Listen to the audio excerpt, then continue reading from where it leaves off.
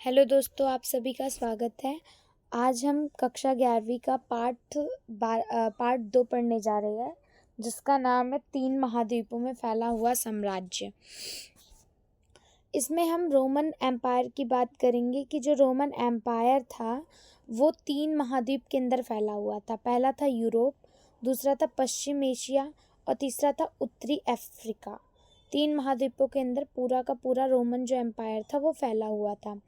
तो हमें उस टाइम के रोमन एम्पायर की जानकारी भी 3 सामग्री जो है उनसे मिलती है। पर वैसे तो बहुत सारी चीज़ें हैं, पर उनको हम 3 पार्ट्स में डिवाइड कर ले। जैसे एक पाठ्य सामग्री है, उसके अंदर हमें वर्ष, वृत्तांत, पत्र, व्याख्यान, प्रवचन, कानून, इन सब की ये सारी चीज़ें मिली हैं। और डॉक्यूमेंट्स के अंदर हमें पैपाइरस पर लिखे गए कुछ दस्तावेज जो समझौते करे गए थे वो मिले हैं।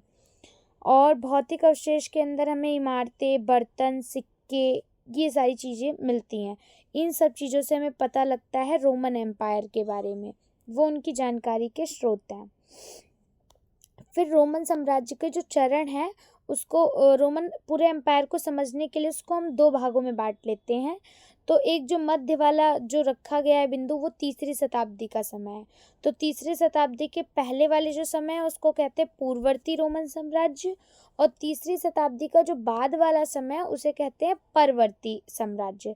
तो मतलब एक इस तरीके से बीच में एक मिड पॉइंट है तीसरी शताब्दी वाला टाइम।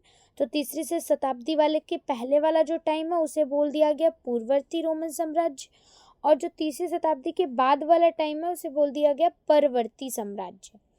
तो जो पूर्ववर्ती रोमन साम्राज्य था उसमें तीसरी शताब्दी के मुख्य भाग तक की संपूर्ण अवधि को पूर्ववर्ती रोमन साम्राज्य कहा गया।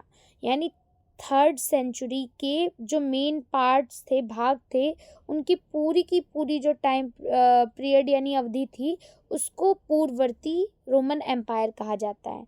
और जब तीसरी शताब्दी के बाद वाली जो अवधि थी उसको परवर्ती कहा जाता है।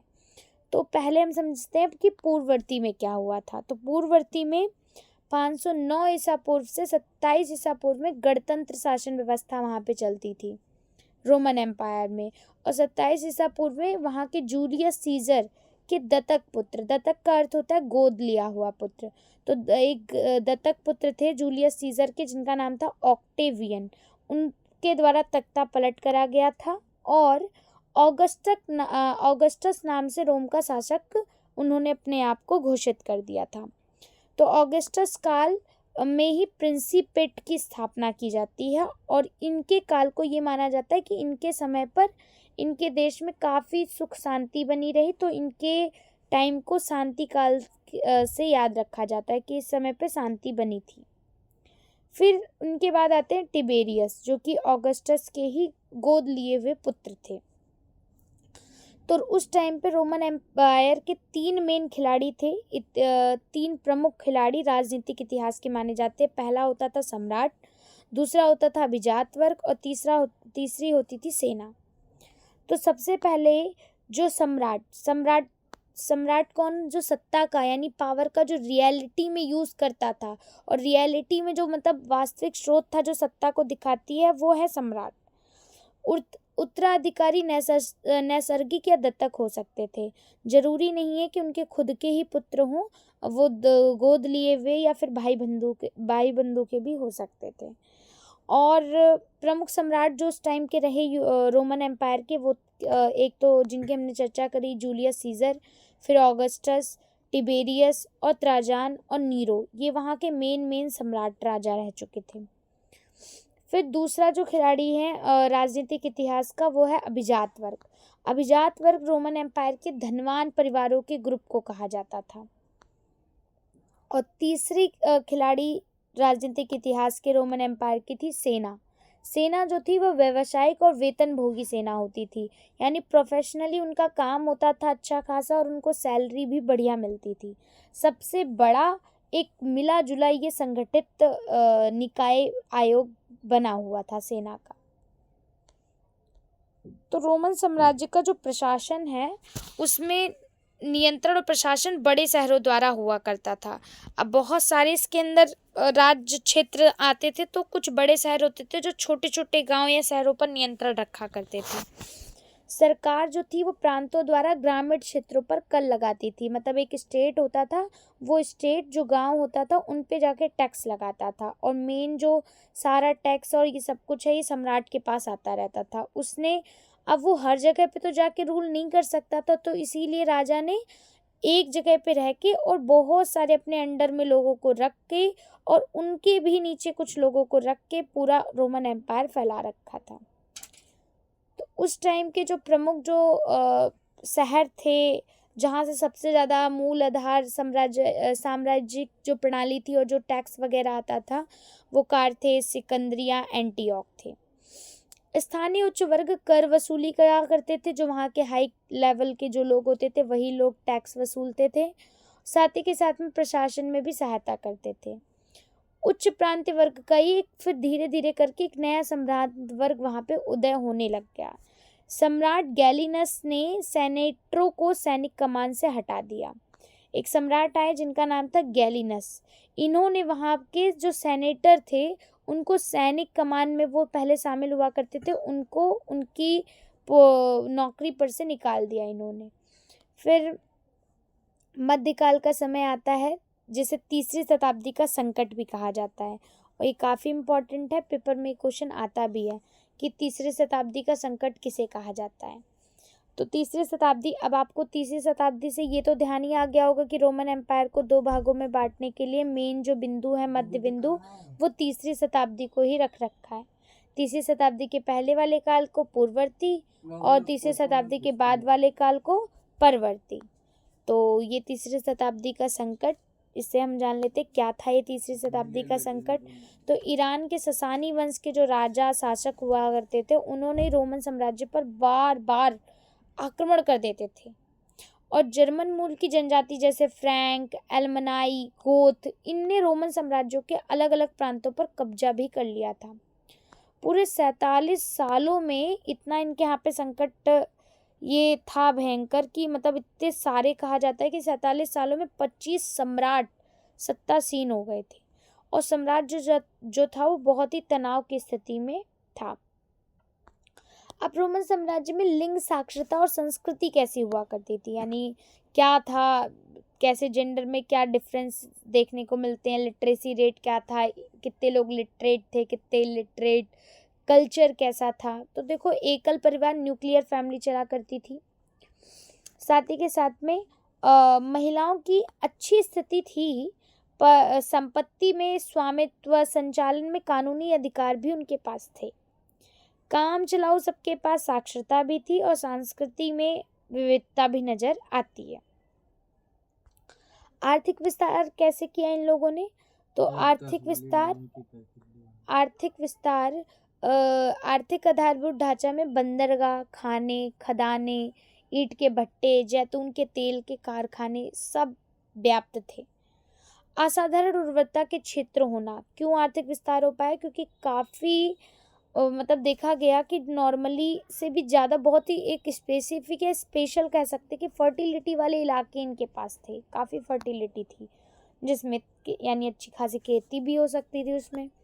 सुगठित वाणिज्यिक और बैंकिंग व्यवस्था और धन का बहुत ज़्यादा व्यापक प्रयोग भी किया जाता था वहाँ पे, यानी अच्छी कॉमर्शियल बैंकिंग व्यवस्था थी, धन का बहुत ज़्यादा यूज़ होता था, और तरल पदार्थों को ढोने के लिए, लिक्विड चीज़ों को वहाँ पे धोने के लिए कंटेनरों, यानी कि एम्फोरा में लेकर जाते थे जो लिक्विड सामान होता था।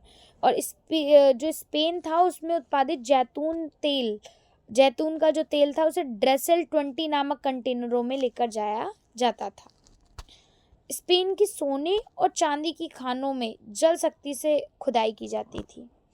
इस सोने और चांदी की खानों में रोमन साम्राज्य में श्रमिकों पर कंट्रोल देखो कैसे रखा जाता था। दासता की मजबूत जड़ थी, यानी गुलामी वहाँ पे होती थी। मजदूरों के साथ काफ़ी शोषण देखने को मिला है। इटली में 75 लाख की आबादी में से 30 लाख बताए गए हैं कि वहाँ पे दास थे।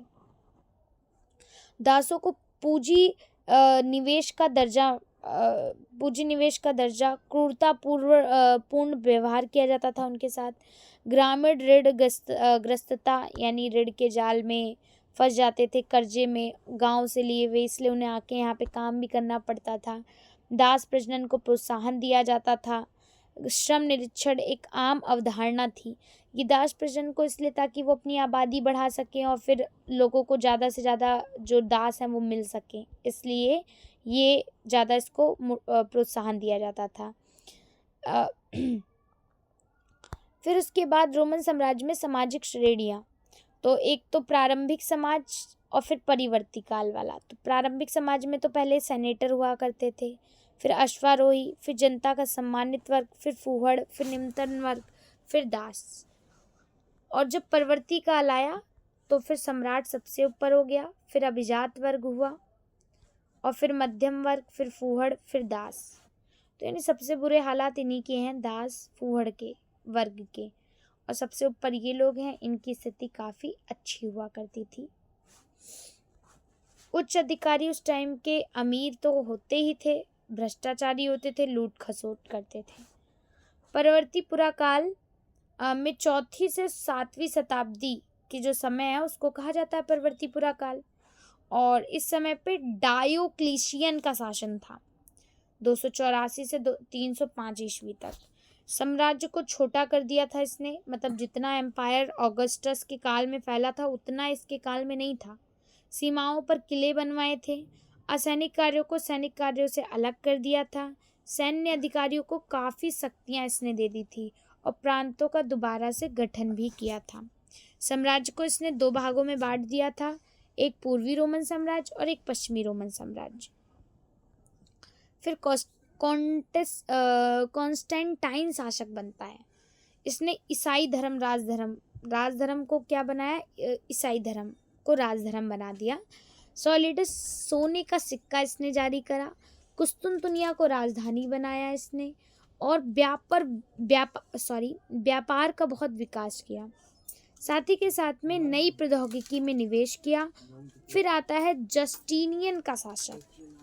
जस्टिनियन के शासक में रोमन एम्पायर जो था वो बिल्कुल ख़त्म, अंत हो जाता है रोमन एम्पायर का पतन बाहरी आक्रमण के कारण और उत्तर में जर्मन मूल के समूह के आक्रमण के कारण। और पोस्ट रोमन राज्य की स्थापना हुई। पूर्वी प्रांतों पर ईरान के ससानियों का आक्रमण हुआ और दास विद्रोह करने लग गए थे। यही सब मेन कारण थे जिसकी वजह से रोमन एम्पायर का क्या हो जाता है, पतन हो जाता है। और साथ ही में एक ये 2 पॉइंट और रह गए कि राजा कमज़ोर हो गया था, इस्लाम का फैलाव हो गया था। इसमें तो आपको पता ही है कि रोमन साम्राज्य में लेखन सामग्री के लिए किसका बहुत आयत से प्रयोग होता था, पेपाइरस पत्र का बहुत ज़्यादा प्रयोग होता था। साथ ही के साथ में उत्तर में रोमन साम्राज्य की सीमा का निर्धारण निम्न में से कौन सी नदी करती थी, तो ये आपको पता होगी कौन सी। तो ये डैन्यूब और राइन दोनों ये नदियां हैं इसकी, का और खा। प्रिंसिपेट की स्थापना किसने करी थी, ऑगस्टस ने करी थी। और फिर उसके बाद